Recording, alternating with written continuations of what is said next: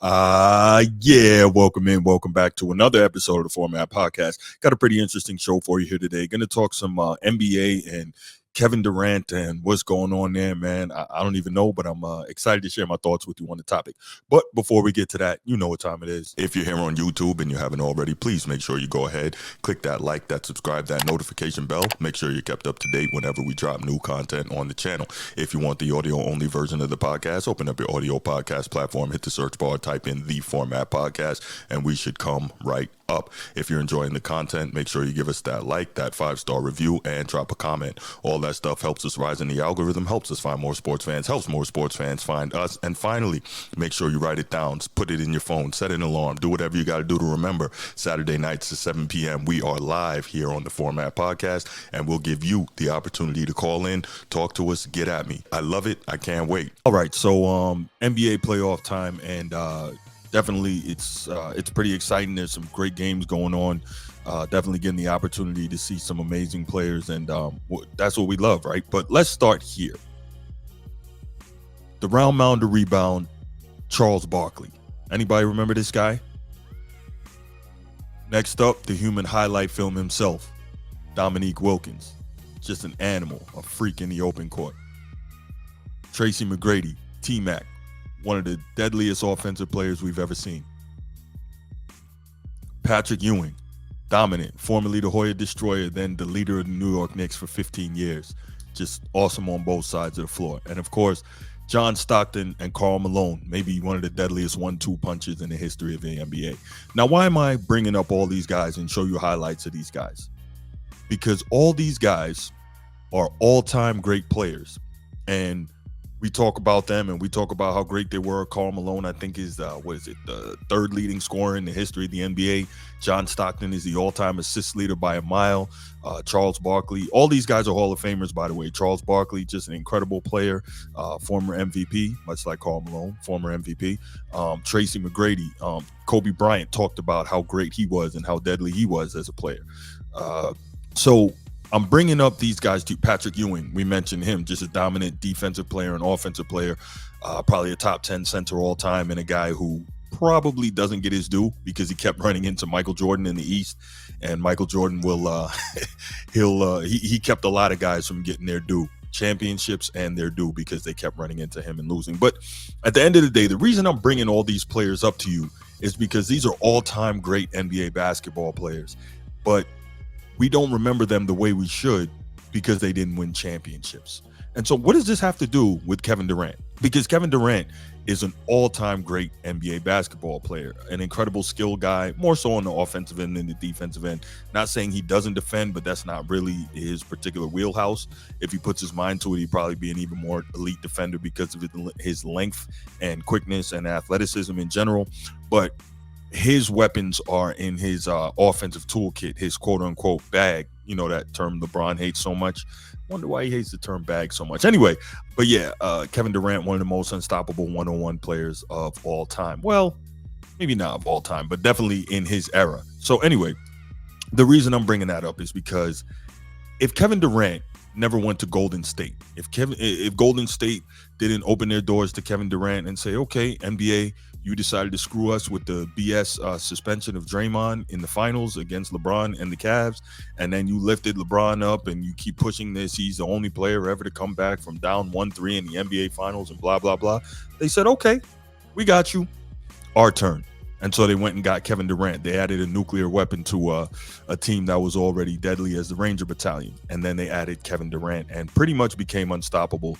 Won back-to-back championships, probably would have won one or two more if not for injuries.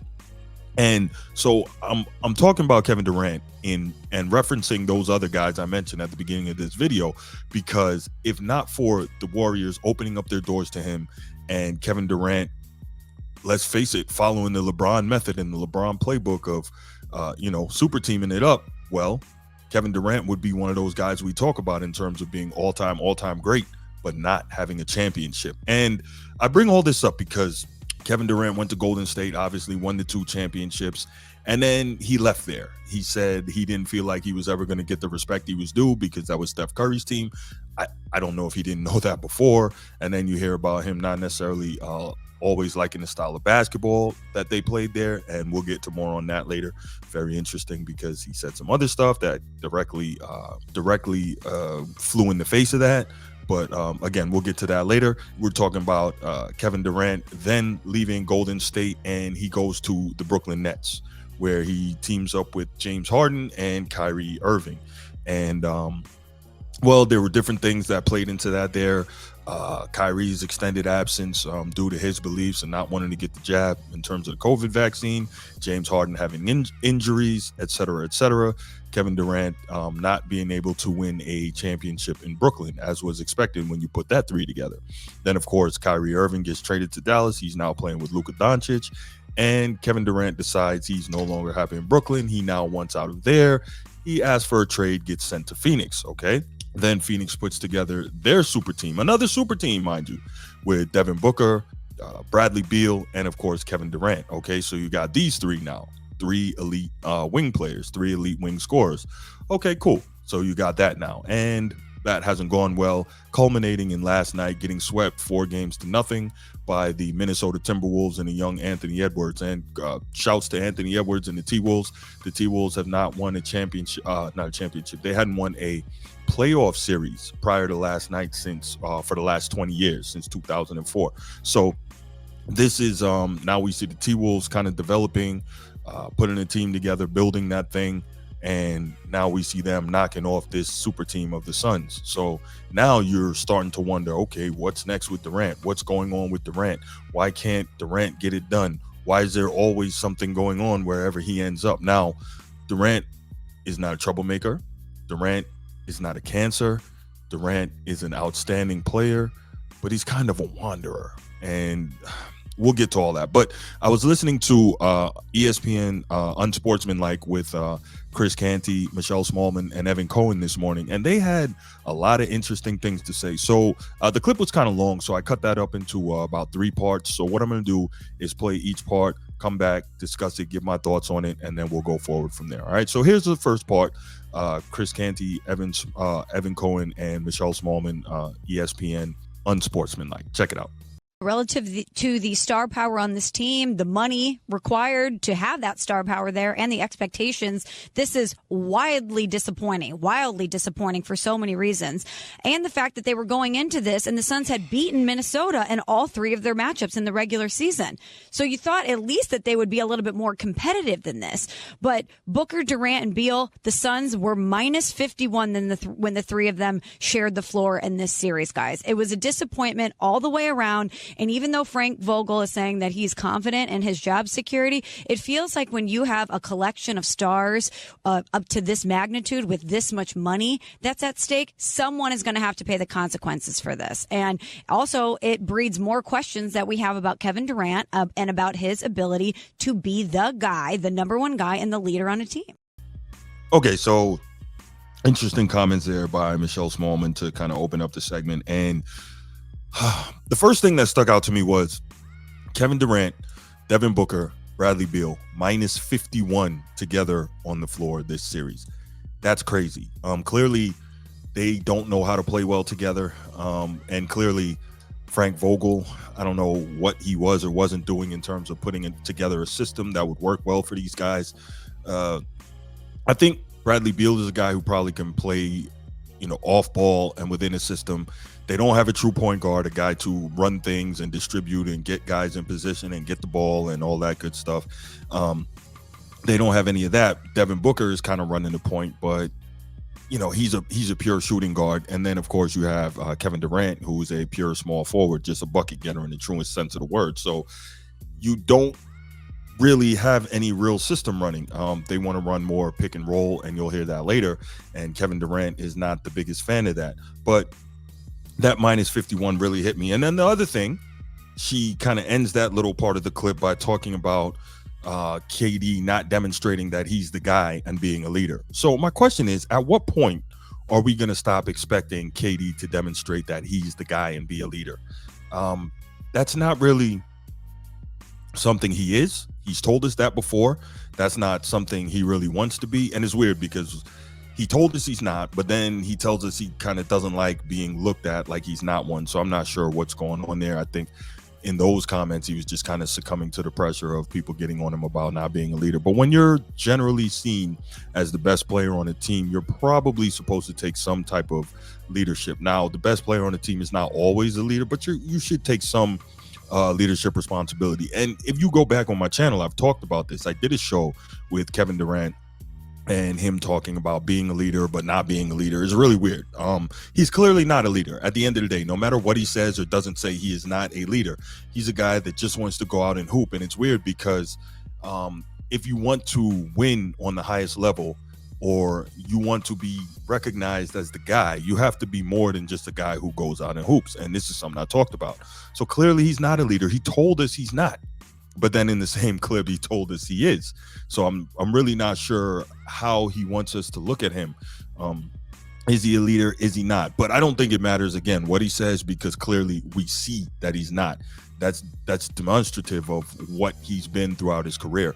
The other thing, rarely do you see a leader who is a poor decision maker. And to me, I think he's a poor decision maker. And that's not saying that he's not smart or whatever. He just doesn't seem to make the best decisions, especially in reference to his basketball future, because he was in Golden State.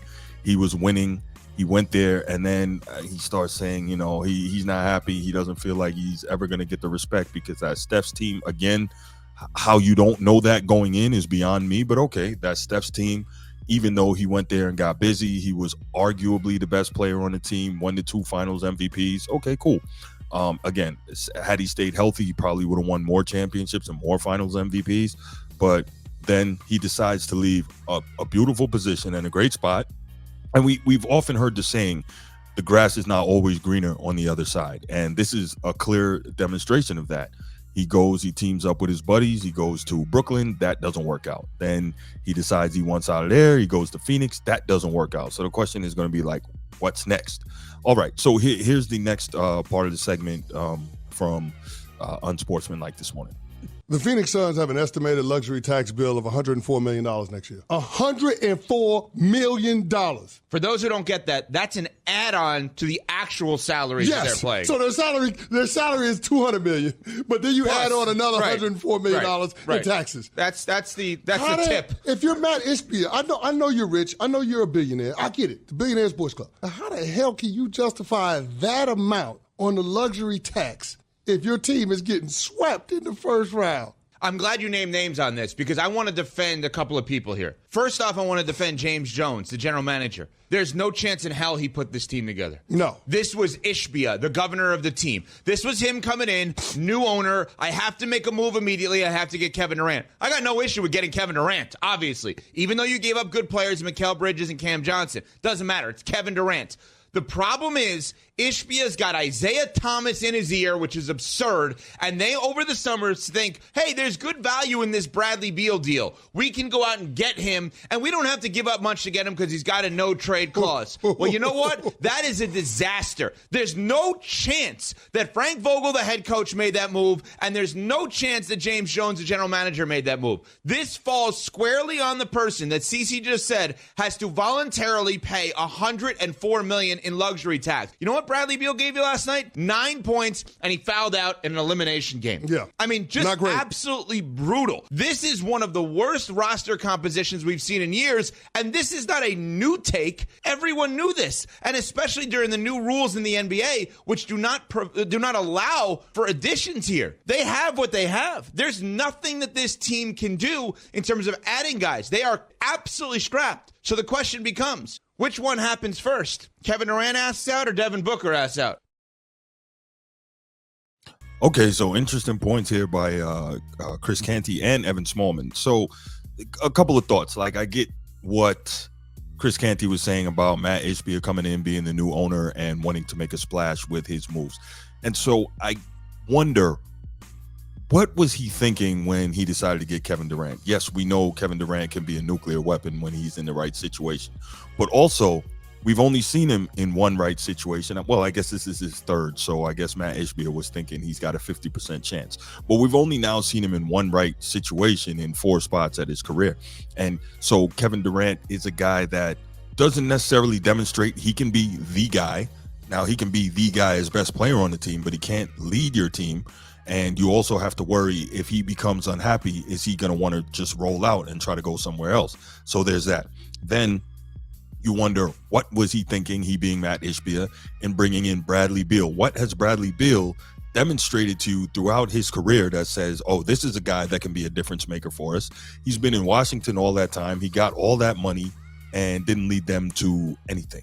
So what makes you think that this is a guy that can be a difference maker for your franchise? For the life of me, I can't understand it. I really don't get it. Like, he hadn't shown anything. And also, what makes you think, and if you're Isaiah Thomas and you were involved in that, what makes you think that those two play styles and those two players mesh together? I really don't know. That's just odd to me. And then Kevin Durant was there first. So if you're Kevin Durant, did Matt Ishbia and Isaiah Thomas and not Joe Johnson, but James Johnson, did they come to you and consult you about the Bradley Beal move, as we often see front office people do for superstars in the modern day NBA? Did they? And if they did, why would you sign off on that? Haven't you learned that just trying to stack super teams doesn't really get it done? You got to get a team that has chemistry and a team that works well together and a team that's well coached. That doesn't really get it done. I mean, if you look at it, now you go back and look at the Phoenix Suns. They unloaded Chris Paul. They unloaded DeAndre Ayton. And that threesome of DeAndre Ayton, Chris Paul, and Devin Booker took you to the finals. Now, they didn't get it done and win the championship for you, but you got to the finals with them. Now you have this threesome here and you're getting swept out in the first round. Doesn't make a whole lot of sense to me, but it is what it is. When you talk about that luxury tax, $104 million luxury tax, next season, Kevin Durant scheduled to make about $52 million. Bradley Beal scheduled to make $50 million. And Devin Booker scheduled to make $53 million. So a total of $155 million, give or take, on three guys on that roster.